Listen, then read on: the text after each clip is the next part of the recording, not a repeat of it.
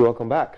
And of course, since yesterday, we've been talking about the recently released report of the Yawaso West Wuogon Commission, the short commission, which was handed over to the president a number of months ago, 6 months ago, I believe, and just gazetted yesterday. So now, of course, it's public noise. So we want to talk you through a few of the recommendations that were made by the short commission, and then have a bit of a discussion about how the government has reacted to these recommendations. Oh, definitely. And you can see on your screens some content.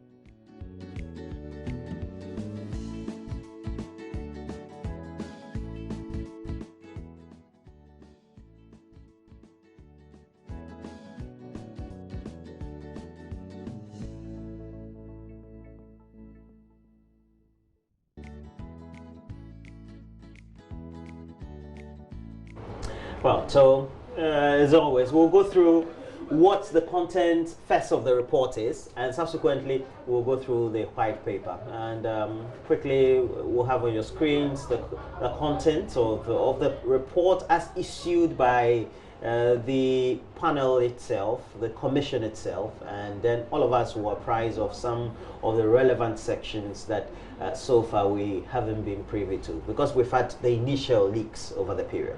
That's true. Now, why don't we immediately start having a look at some of those recommendations?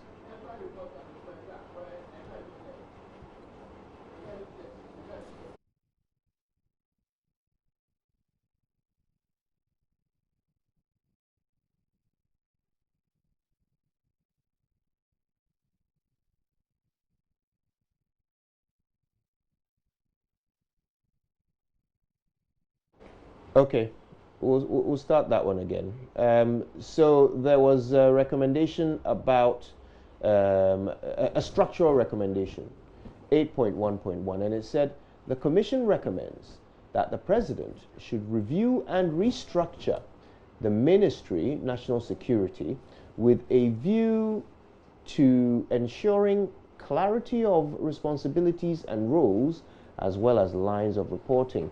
It goes on, the Commission recommends that the establishment of a standing command and control center tasked inter alia with the role of answering and processing intelligence for rapid deployment. Now, this center will incorporate key officers of our allied internal security agencies, including the police, military, national security, fire service, customs, etc. So these are two of the recommendations by the Commission. Now, we want to understand why the Commission made these recommendations. So before we continue, let's go back to those two recommendations about the structure of national security apparatus here in Ghana. Let's watch some clips of testimony given at the Commission to understand why they made these particular recommendations.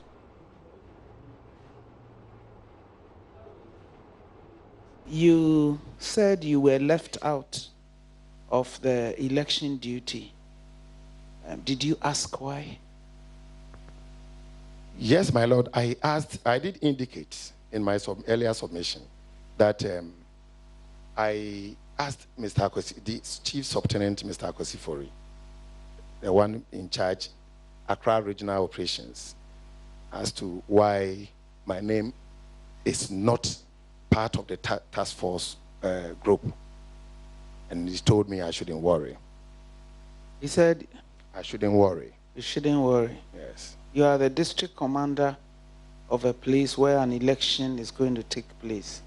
And a list of officers to take part in the activities is drawn up. Your name is not on it. Yes, my lord. You inquire why, who drew up the list to begin with? The It's Chief Subtenant Mr. Akwesifori and the regional commander. He himself. They did it in his office. They did it in whose office? Who is his? Chief Subtenant Mr. Akwesifori. Drew up the list. Yes, my lord. So you asked him why your name was not on it. Yes, my lord. And at he Accra said region. That I shouldn't worry. You shouldn't worry. Yes, my lord. And you left it at that. Yes, I left it in the sense that they are in charge. And even my car, they've asked me to bring it to Accra region. And in our work, you can't challenge authority. You can't challenge authority like that. Because they are saying if they are handling it, the whole exercise at the regional level. So you, the district officer, you don't have control. To the extent that they brought an officer to come and supervise Islegon. That is DSP, Mr. Theophilus Esifi, from Kolebu district officer. He didn't tell us this. Why? On that day? On that day. Were you suspended from duty? I wasn't suspended from duty, my lord. Then why would anybody bring somebody else to do your work? My lord, the regional commander and chief subtenant Akwesifori will be the best people to answer, my lord. And you did not complain after you had been told, don't worry? No, I did not complain, my lord. And when you got the call from the regional commander that something had happened or was happening and that you should go and check, did you ask him where Mr. Esilfi was? My lord, I did not ask. But when I went to the scene, Mr. Esilfi was there. And did Mr. Esilfi report anything to you? Yes, my lord. Upon my arrival, I saw him in the middle of a group of people. And the people were so much agitated to the extent that he was finding difficult controlling them.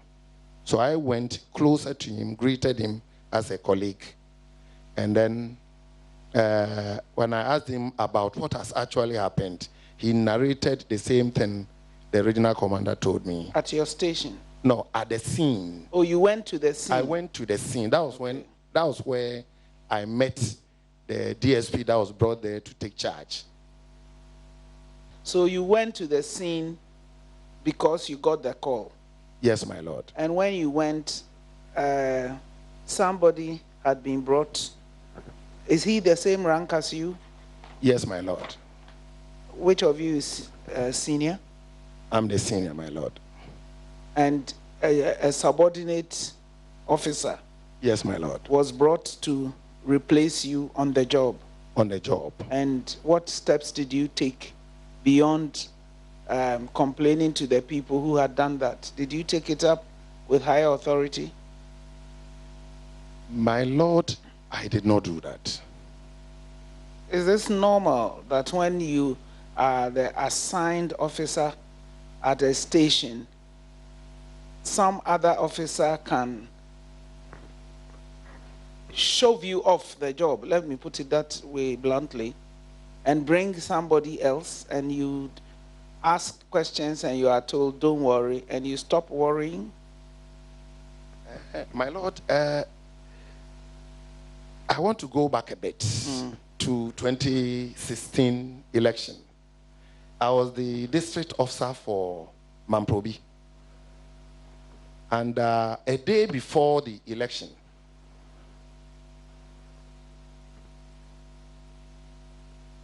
at 5 p.m., I was asked to see my regional commander as DCOP Mr. Yusa Bonga at the Accra region. And when I went there, I was told to go to police depot, that they are bringing 3 strong officers to come and do my job for me. So it is not news to me, my lord. I was there till the results were declared before they asked me to come back. So when this one came, I wasn't surprised.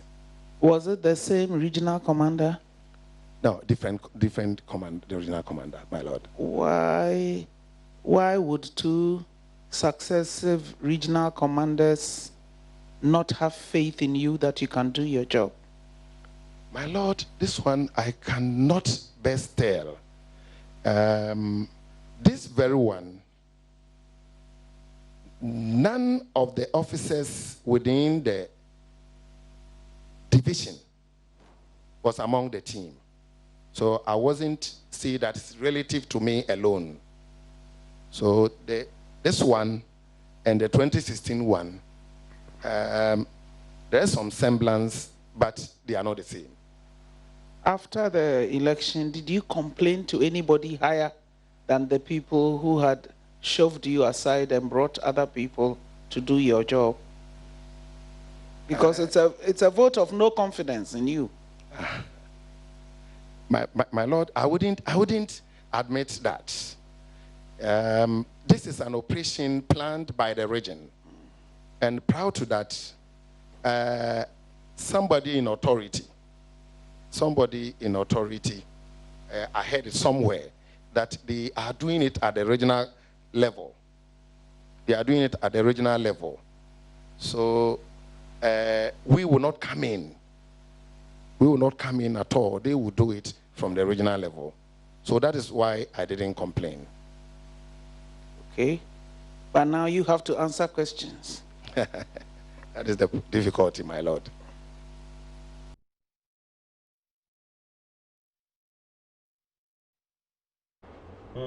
And this gentleman was the one who was manning or commanding the East Legon police post at the time. Yeah. And as commander of that station, he was supposed ideally to have been in the thick of things. And his testimony before the commission ultimately got everyone talking, because he claimed that he had not been given adequate information, didn't even know about the presence of the hooded men or the marksmen. Ultimately, it resulted to some back and forth with the security heads. I remember DSP Kusifuri also making some comments relatedly that apparently he knew and all that. So this is DSP George Asare, the East Legon police commander, and of course this is what sparked the conversation about a lack of coordination between the police and this SWAT team, and that theme was furthered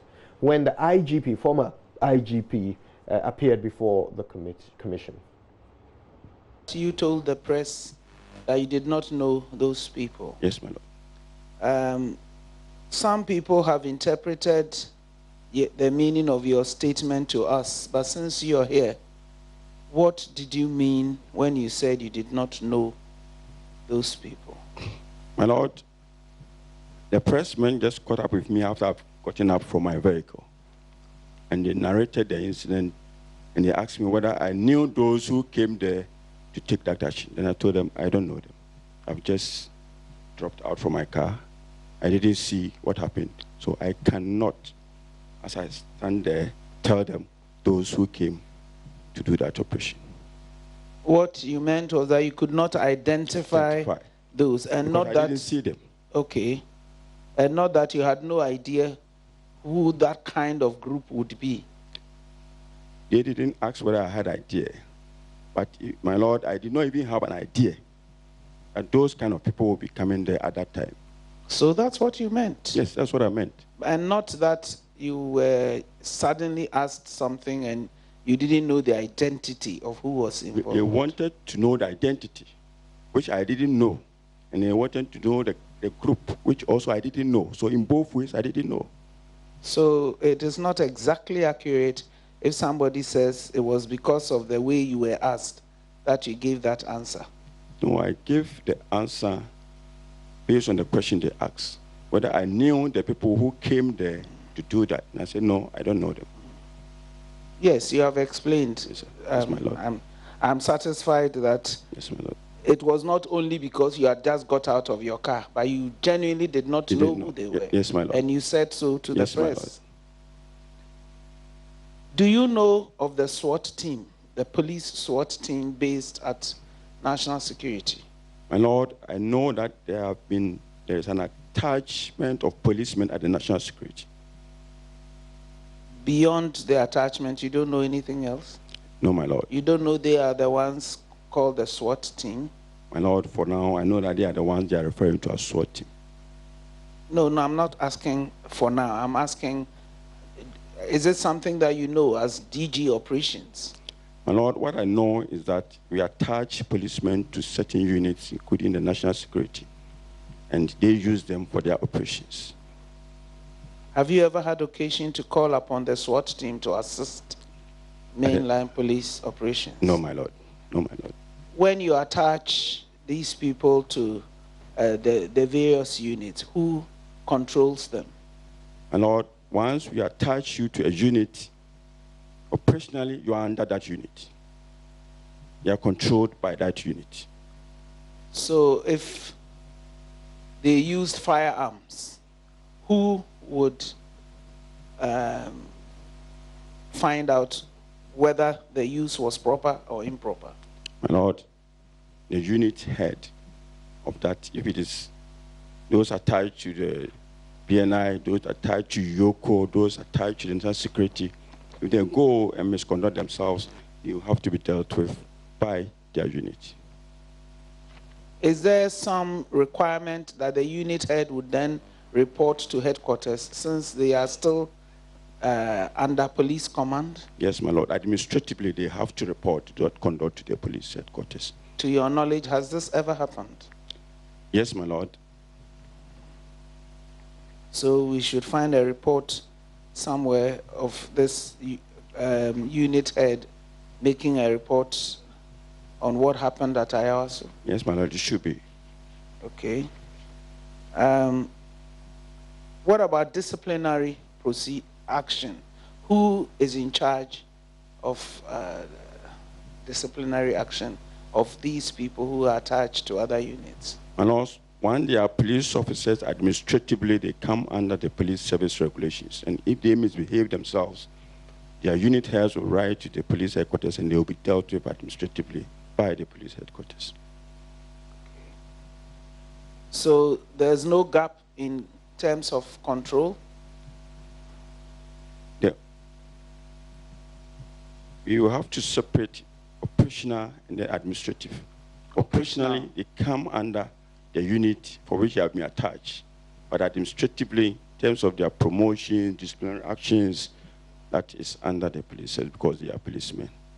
So operationally, they take instructions from their unit. Outside the police? Yes, my Lord. So who then ensures that they are subject to police discipline if they step out of line in performance of those operational instructions?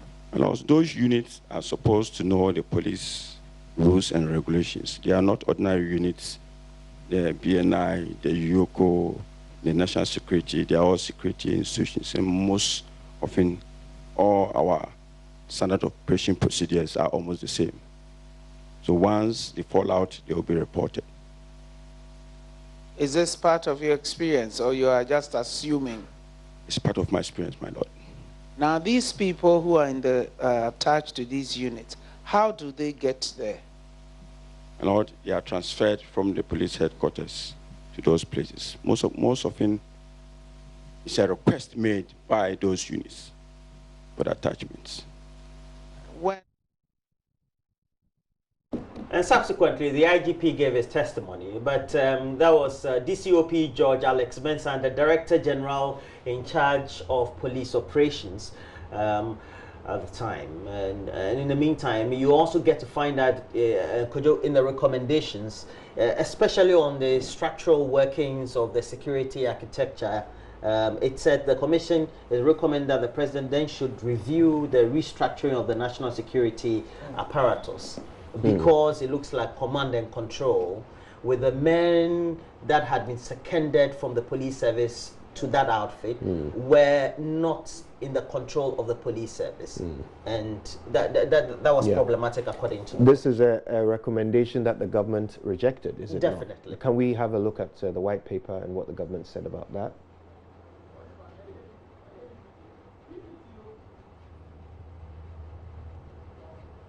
Well, we'll bring you that as soon as possible. But yeah, I mean, let's stay on that while we wait for the white paper to be brought up.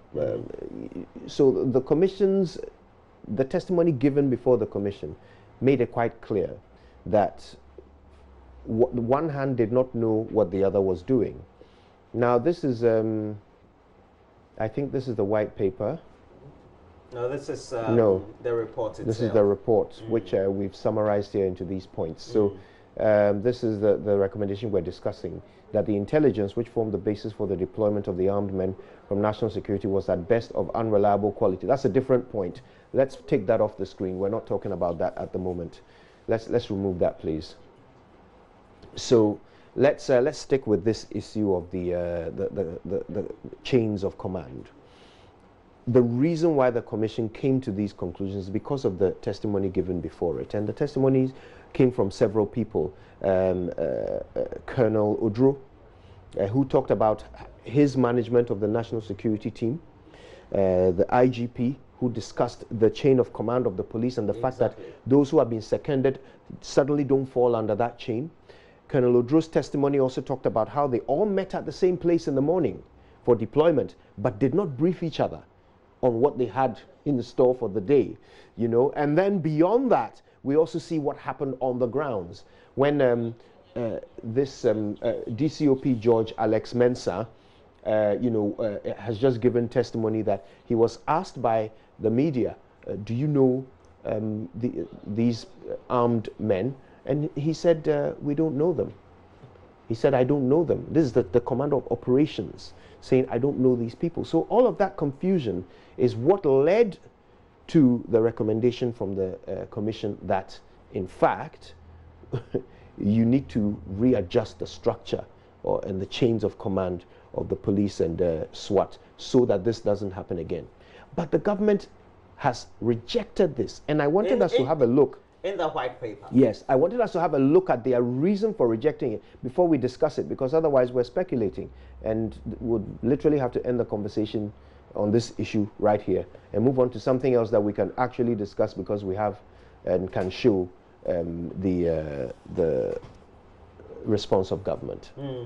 And we'll have more discussions on this, but also if you also take a look at 822, it says that subsequent to this, and as a result of the inability to communicate, the commission said the hooded men should never be used for civilian policing in the process, because it looks like once the chain of command breaks, and then we're not in a position where within the various outfits they're able to communicate, it becomes problematic in many regards. And how did the government respond to that?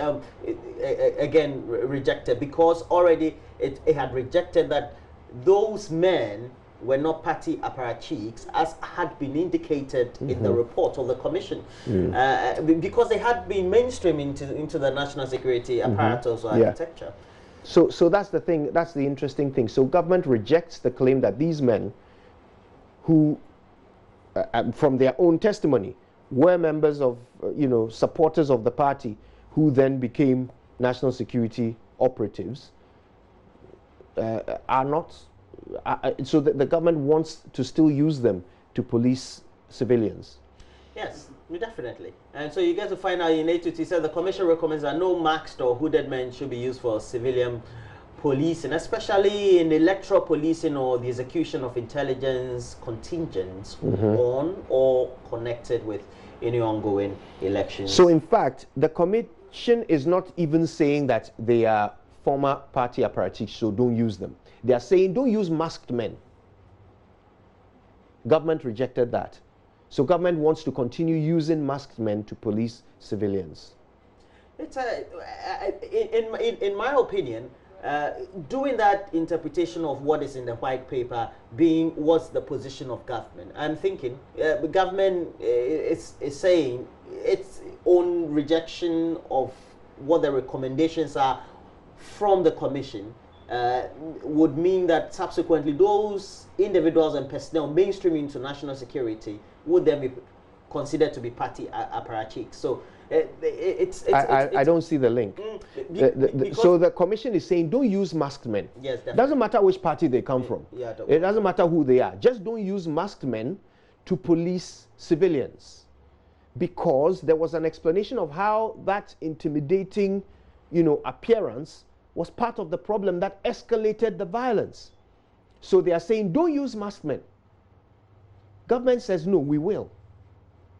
Why? Well, it's because they're part of the structure of the national security. Do they have to wear masks? No. So that's the point. They say don't use masked men to police. And in any case, we have police officers. Exactly. They have a job. They are the ones who are supposed to do civilian policing. Exactly. National security has its role. That role does not include civilian policing. And if so why is the government rejecting that recommendation? I would like to see what their reason is. It becomes problematic. But subsequently to this, we would want to speak to the experts on some of these related matters. And we have Dr. Amachi Boateng with the Political Science Department of the Kwame Nkrumah University of Science and Technology. And good morning to you, sir. Good morning. And you've gone through sections of the report, the Justice and Mulshot Commission report, but more so you've also seen the white paper by government, especially coming from the presidency in this regard. Now, on the structure of the operations of the security apparatus, knowing that there's always a break in the chain and command of the structure, and the recommendation by the commission that there needs to be clarity in that, what would you say to it? Thank you very much. And let me say good morning to your listeners. Actually, we are faced with a very significant issue, but let me quickly address, the issue raised.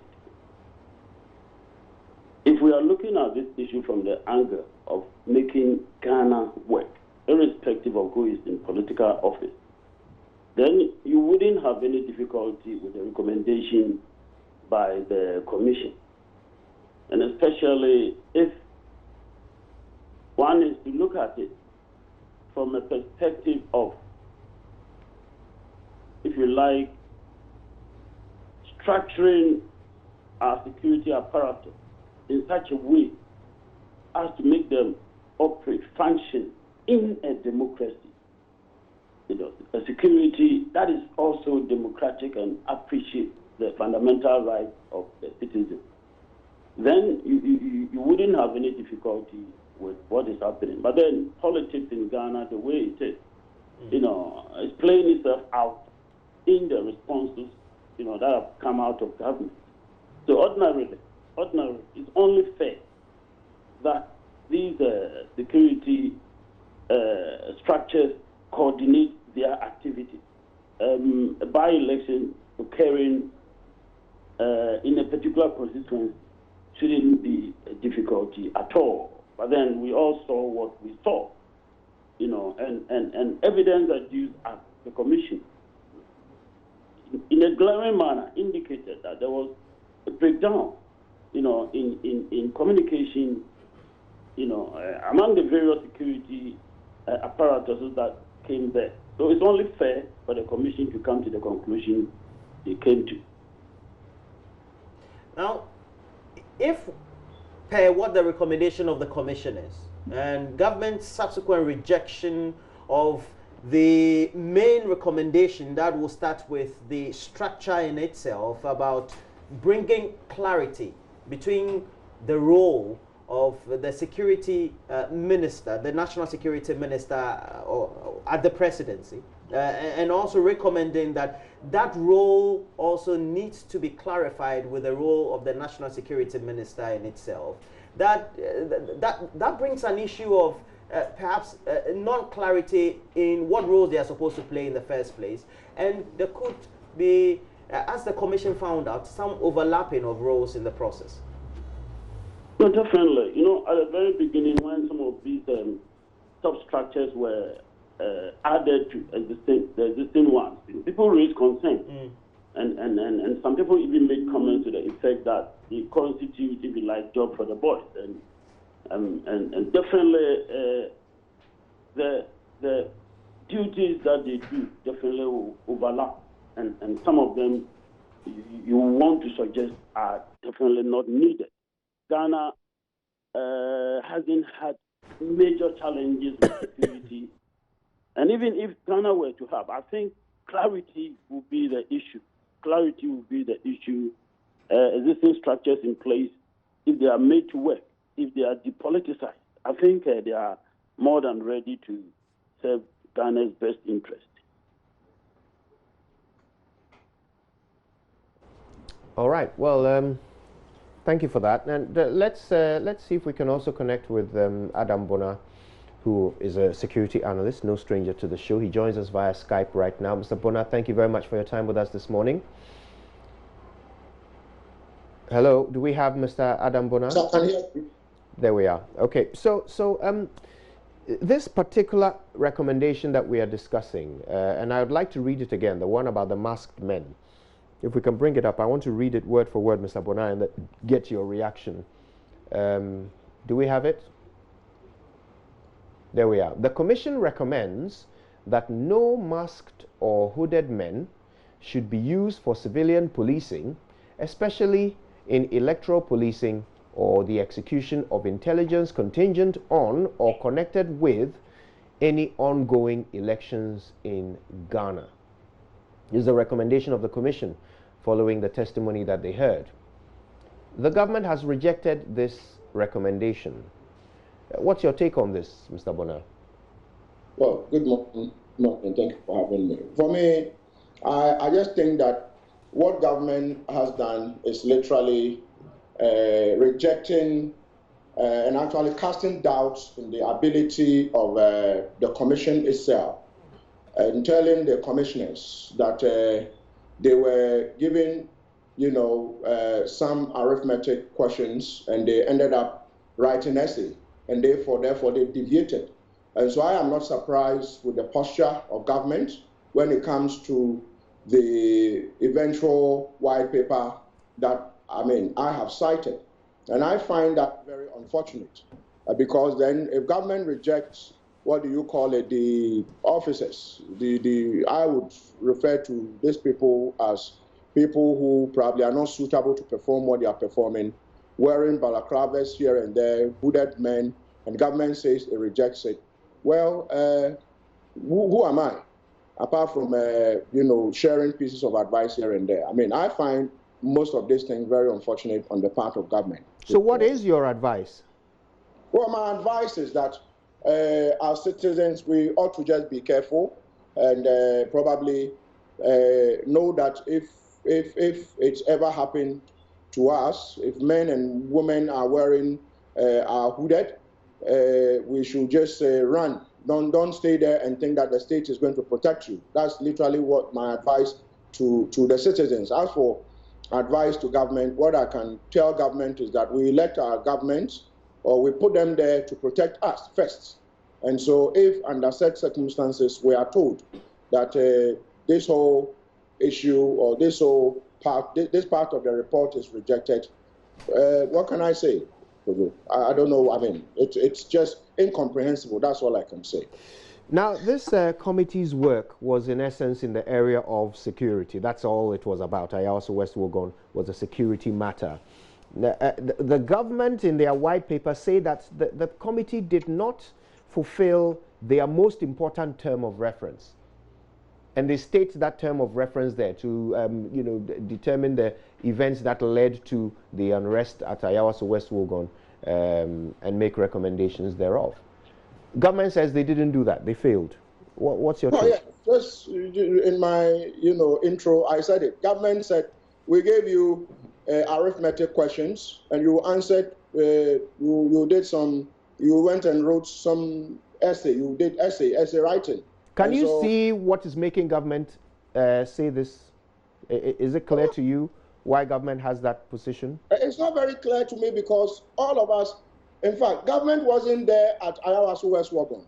It's the reason why government decided to set up the commission and brought in astute individuals in Ghana to, take notes of what went on. And so largely it was the media and ordinary persons who were there. And so if government then decides that even though they were not there when the chaos ensued, but now government then decides this should be how things should go. After they are done, then I find that unfortunately it is just because government probably doesn't think that majority of appointees have been affected, and therefore government is changing the narrative for all of us. I mean, for me, because then you see from national security to Jubilee House itself, and a lot of inconsistencies on the part of the police. The police didn't know what was going on, and the police came there to share their views about all that. And so for me, it is just government, to make itself look good and tell us we should just keep quiet. There's nothing they are going to do about it, Kojo. So as far as I'm concerned, government is simply telling us we are not going to do anything about this Ayawas West Wagon sittings and the report that has come out. One of the issues that the commission made recommendations on was the problem with the command structure and the fact that the left hand was not talking to the right from what from the testimony of those who appeared before the commission on that day. So essentially, the SWAT team was doing something completely different. The police didn't know anything about what the SWAT team was doing. The two teams actually met in the morning before the events unfolded, but somehow they did not brief each other on this operation that they had to go and retrieve arms, and so much of what happened occurred to demonstrate that the police had no idea what the SWAT team was up to. In fact, the director of operations for the police said as much when he said, "I don't know who these men are." So the recommendation of the commission was that there needs to be a rejigging of the structure so that they come into line with each other and they understand what each other is up to. Government has rejected that recommendation. What does this mean going forward? Looking at this, analytically, what exactly is the message being sent here? The commission says, "I find this confusing." Government says, "No, you are not confused." How do we move forward from here? Well, we can't move forward. We really can't move forward from here because it's government that has the power, and therefore, as far as I am concerned, the commission actually recommended that can we restructure, in fact, the whole of the security architecture. And remember, the standby force at the National Security itself is an illegality. If you go into the Intelligence Act, there is nowhere that it says the national security should keep a standby force, have an armory, and they have the kind of semi-automatic weapons they were carrying. It's an illegality. So government is only telling us that illegality is going to remain. That is literally what government is telling us. And this one day could spell doom for all of us. In 1979, senior military officers were gunned down in Tema because they had gone to undertake an operation that the police didn't know in the night. Someone called and said, armed robbers were attacking a neighbor. The police got there, gunned all these senior military officers down, took them to the the Tema General Hospital. It was then they needed to empty their pocket. Then they realized these guys were senior military officers, but they had killed them because the police actually in Tema in 1979. I grew up in Tema, and so this is not a hearsay. I was still a young boy in Tema back then. They killed all these senior military officers, and I'm sure some of these senior military officers who were by then probably younger military officers would allude to this. They killed them. And this issue, became, no one spoke about it. So we've got to be careful what we are calling for, or else you are going to see friendly fire, the national security sent to a place, someone calls to say a house has been attacked, the police gets there, and they kill all of them. And what do we do? And so we've got to be very careful because at the moment, Kojo, there is confusion. We don't know who is mandated to carry firearm in Ghana. The national security operatives, are they supposed to have, what do you call it, a standby force? Is that not an illegality? Is that not why we are seeing people being held in national security detention centers? Is that not an illegality? Is national security supposed to keep a prison? No. And so mine is that, you see, as ordinary citizens, the government should be sent to protect us. But unfortunately, if you look at, I am dismayed. I am disappointed by the fact that government just looked on and said, whatever that took place, we don't really care. That's what it means. Should we go out on the 7th of December or 7th of November to vote? Shouldn't we stay home? Because if you are not careful, they'll shoot at you and another commission will be set up and nothing will come out of it. I mean, I'm disappointed. I must say the least. I'm disappointed, Kojo. On that note, I think we'll wrap it up with you, Mr. Bonner, but we don't want you to leave. Please stay with us. There's more to talk about. In the meantime, though, we're going to bring another voice into the conversation, aren't we, Roland? Yes, definitely. And we have legal practitioner Yawopong on the line. Good morning to you, sir. But if you look at what the Constitution says, the roles of commissions will play, more so the role of the presidency or the executive in issuing a white paper. At the end of the day, it looks like we've had some precedent of white papers, whitewashing, or perhaps rubbishing reports that have been the content of the sittings of various commissions over the years. Subsequently, there are recommendations as well. Yeah, thank you very much. Good morning. And indeed, I have had occasion to question the nature of white paper as related to commissions of inquiry, because the Constitution mentions the white paper. It doesn't expressly state the remit of the white paper, except to say that if the president decides to publish the report of the Commission of Inquiry, the president must do so together with a white paper. Now, in the past, and even the present one that we are discussing right now, the white papers have been used to either accept or reject very findings, of course, and more importantly, recommendations of commissions of inquiry. Sometimes you ask yourself, then, why then may we appoint commissions of inquiry? And it's only the president or the executive that has the exclusive constitutional mandate to appoint commissions of inquiry. And at the end of the day, the same executive has the constitutional mandate to decide whether to accept, vary, or reject. But it's a constitutional provision that I think we may have to have a second look at. The second aspect, which we have expressed previously also, is as far as I'm concerned, and this is my own perspective, I do not think that commissions of inquiry should be set up to determine acts of criminality or allegations of crime. Yes, the Constitution says all matters that relate to the national interest. The national interest has been defined by the Constitution and Article 295 to be matters that inure generally to the generality of the people of Ghana and inures to the advantage of the generality of the people of Ghana. I'm just paraphrasing.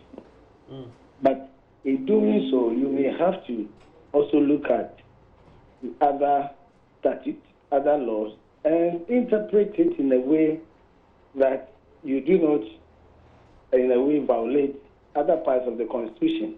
Because the determination of crime or the commission of a crime is the exclusive mandate of the Attorney General, and that is also in the Constitution.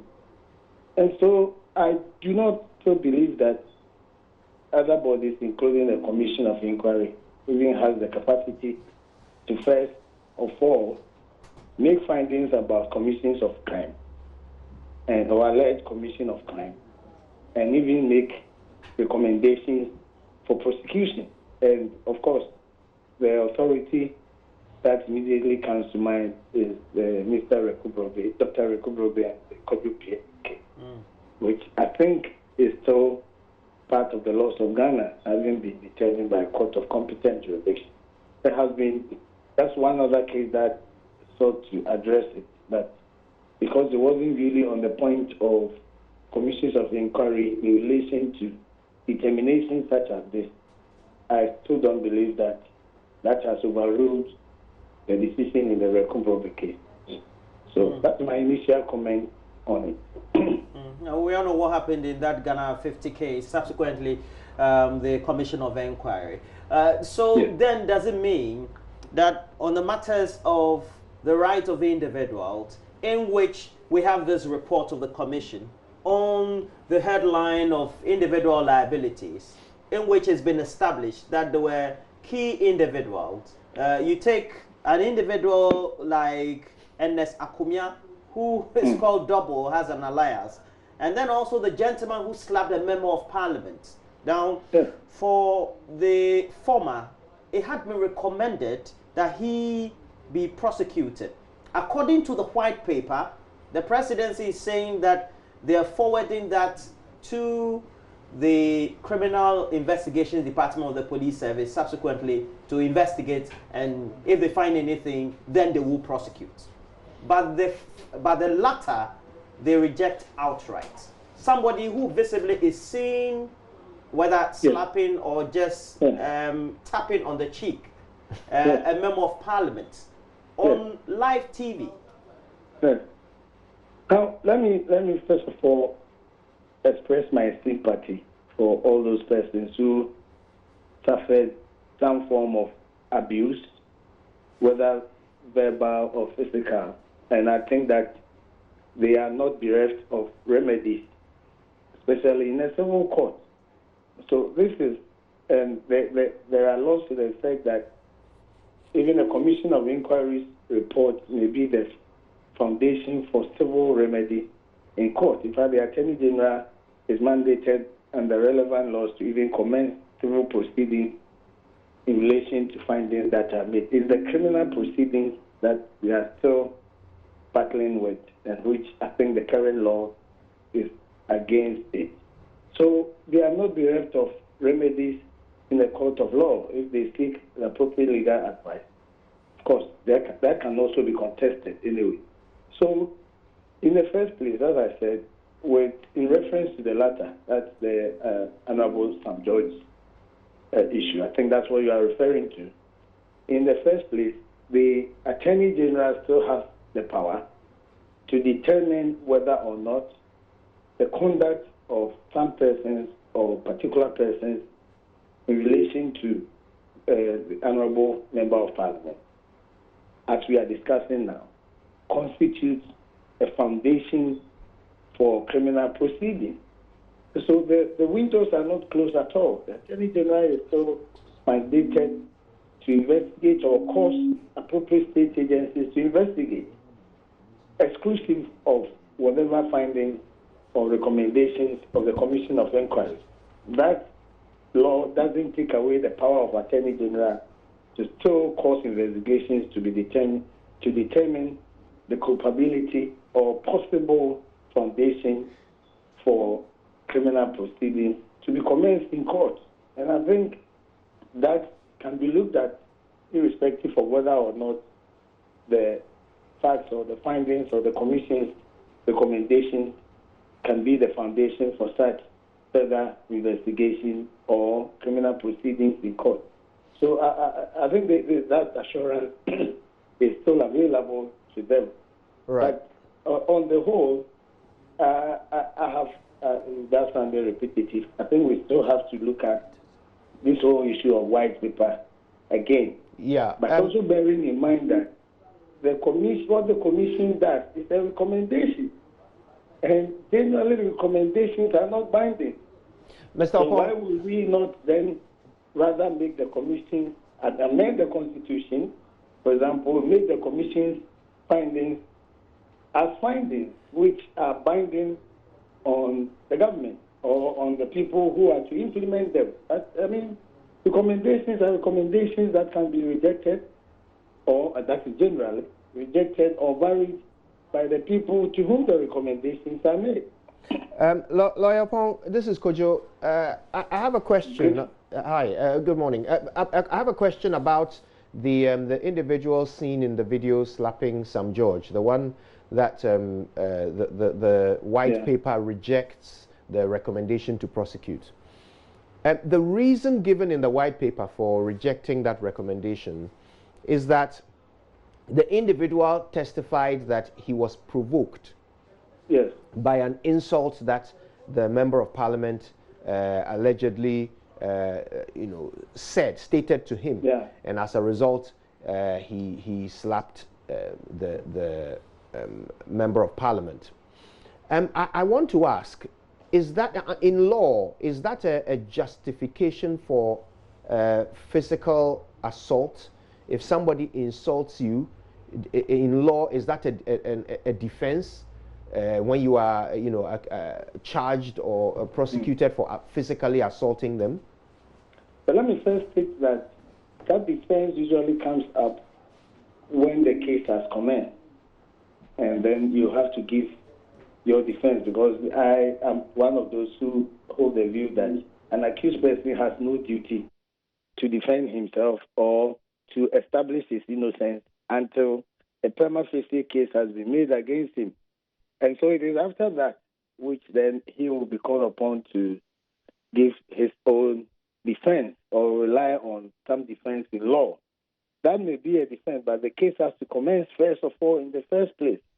Of course, those determining whether the criminal proceedings should determine may also want to look at any defense the accused person may have raised in his statement to the police or to the appropriate state agency.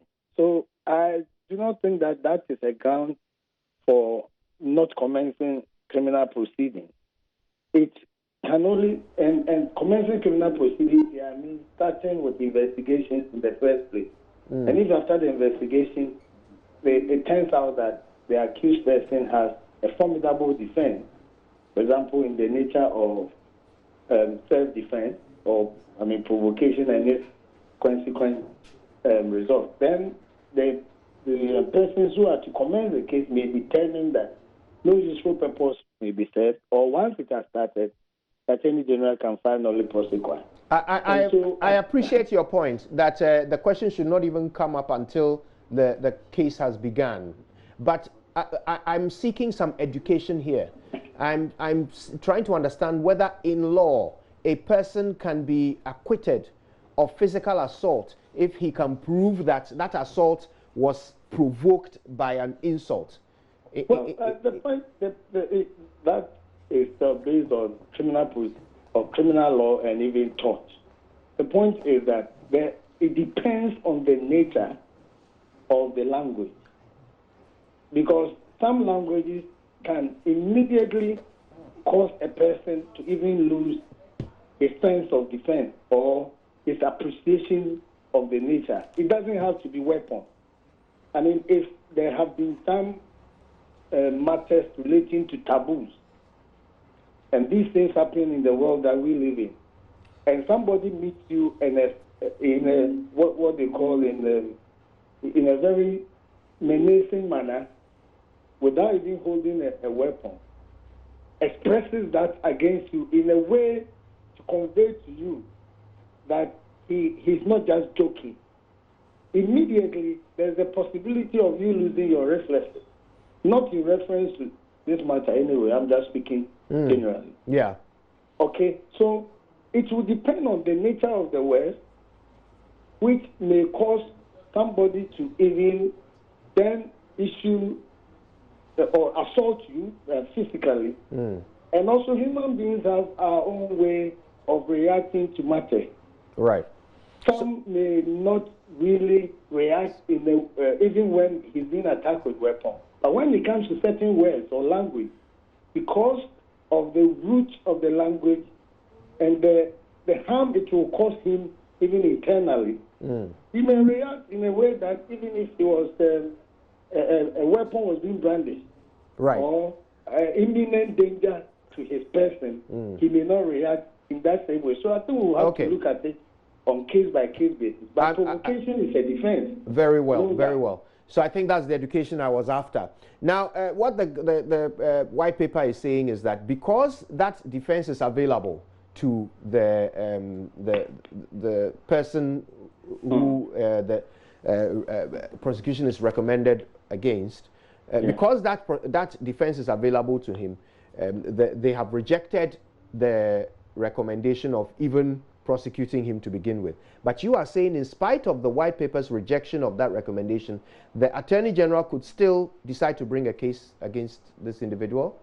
Yes, I'm saying that the Attorney General has the sole mandate, the exclusive constitutional mandate, to cause investigations to be conducted into the affairs or conduct of anybody to determine whether that conduct can ground prosecution or proceedings, criminal proceedings in court.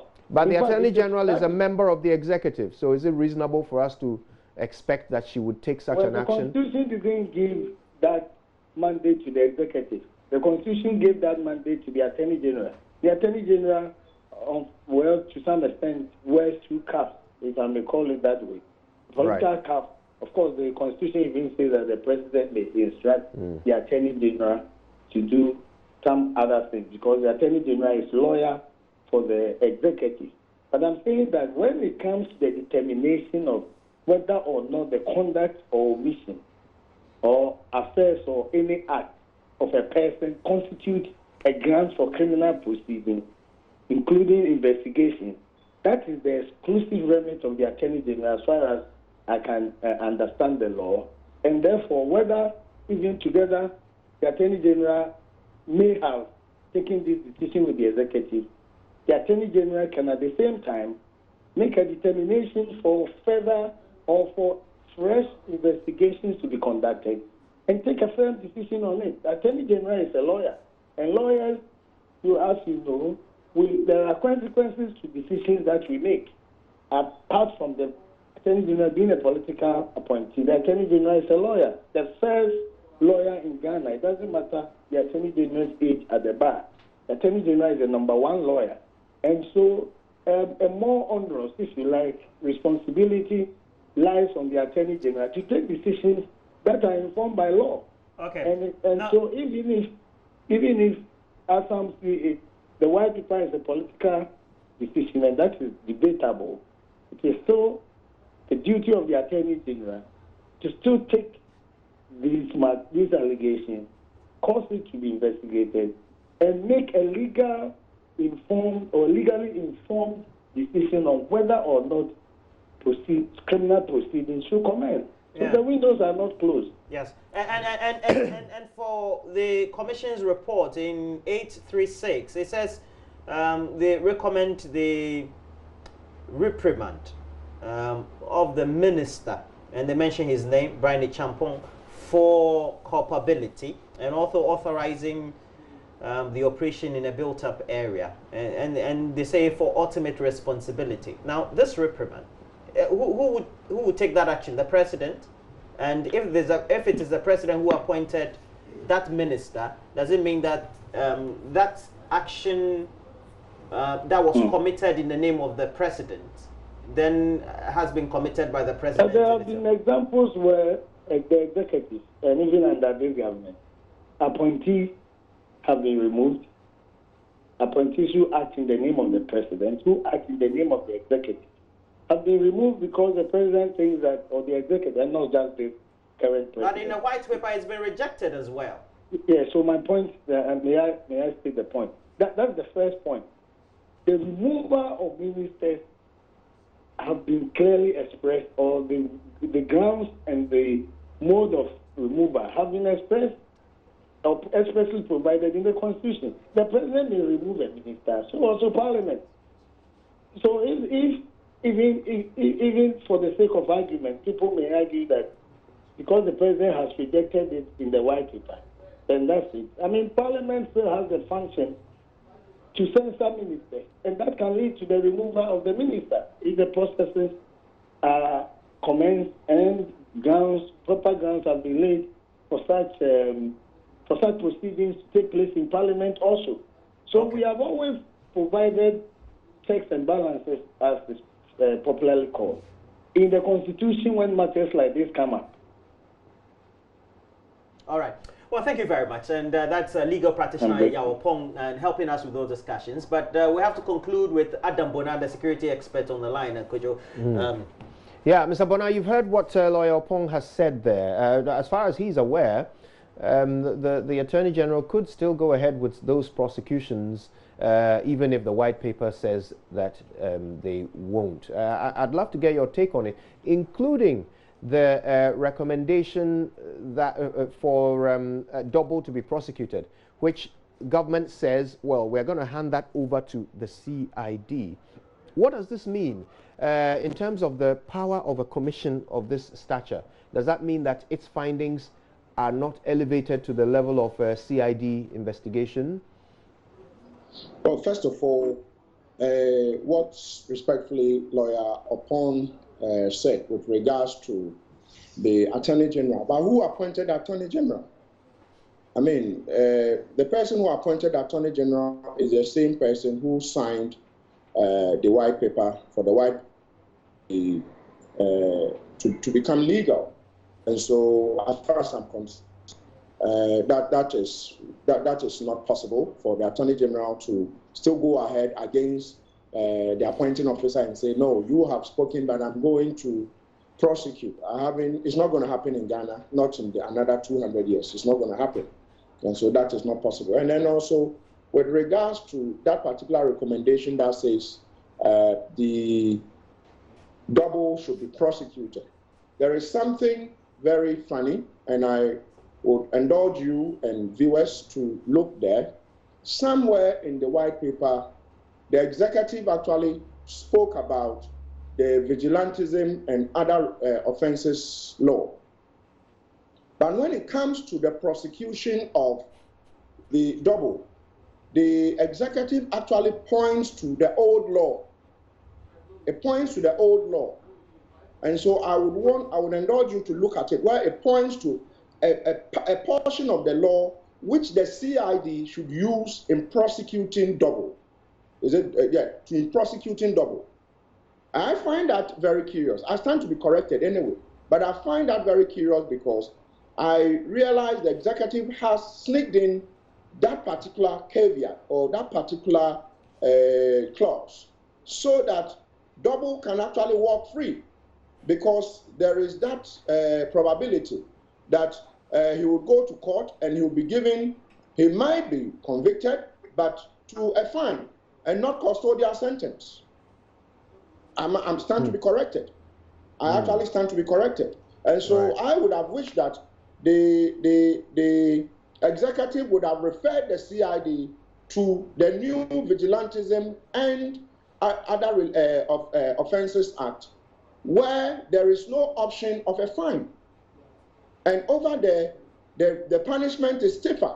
But when you look at it, the executive has sneaked that in, and I haven't heard anyone talk about. I stand to be corrected though, but I haven't heard anyone speak about that. Well, I think because the executive is rejecting the premise that these individuals are actually party apparatchik. Then the executive, I'm not cutting you. Then the executive should have just said Double should not be prosecuted. Then simply the executive should have just said Double should not be prosecuted. But I find it, like I said, very unfortunate for the executive to point to a lesser law, a law that the executive finds that law not to be good enough, potent enough, and therefore quickly at the back of Ayawasu West Wagon chaos, ask that a new law be put together, and quickly within the mistakes they still ended up passing it, and I think he's assented it. And so my point is that why didn't the executive point to the new law but pointed to the old law? And I am saying this because I suspect the executive sat down, looked at it well, and said, let's use this law. Once we use this law, chances are that he might not even get a day in court, in prison. He would only be asked to pay some fine and walk, just like the guys who were fined in Kumasi. So this is something that I want those of you, the media and listeners, viewers, to interrogate. The executive has sneaked that in, and to me that is very unfortunate. Very well. Mr. Bonner, thank you very much for your contributions there. Thanks also to Lawyer Yao Opong for the education. We appreciate you both. Oh, fascinating stuff, Roland? Yeah, and we also have to commend Dr. Amache Boating also of KNUSC for giving us those sort of education as well. It helps in this regard, and we know that this is an ongoing issue. We'll definitely discuss it. Newsfile will also look at it, but regular program on the channel will do as well.